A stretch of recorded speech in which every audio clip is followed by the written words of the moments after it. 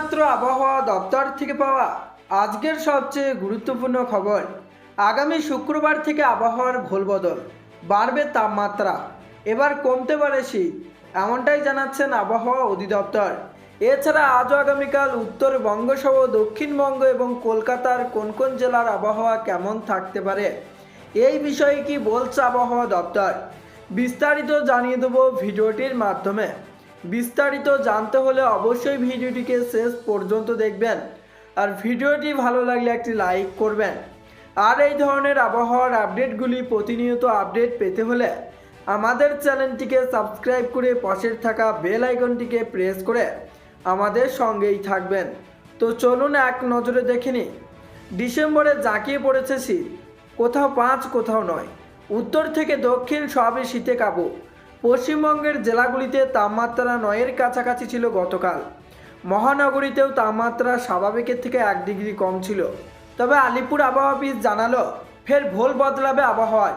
শীতে দারুণ ব্যাটিংয়ের কিছুটা হলেও কমতে চলেছে। হাওয়া অফিসের পূর্বাভাস, দিন 3 পরেই তাপমাত্রা 1 থেকে 2 ডিগ্রি সেলসিয়াস বৃদ্ধি পেতে পারে।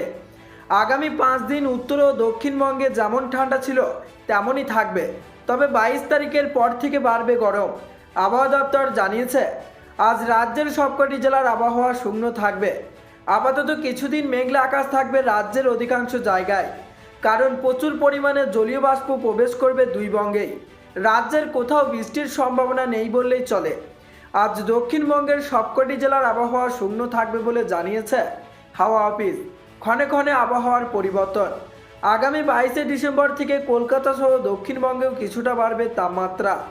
আপাতত দুদিন গাঙ্গেয় পশ্চিমবঙ্গের জেলাগুলিতে রাতের তাপমাত্রা পরিবর্তন হবে না, তবে বড়দিনের সময়ে ঠান্ডার আমেজ কিছুটা কমতে পারে রাজ্যে।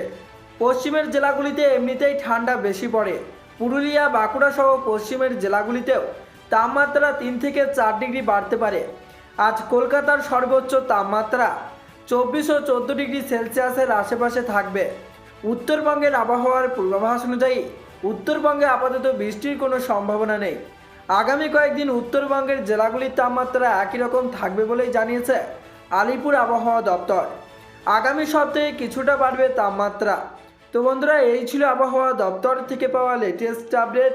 তো আজকে এখানেই বিদায় নিচ্ছি, আবারও দেখা হচ্ছে পরবর্তী কোনো লেটেস্ট আপডেটের সাথে।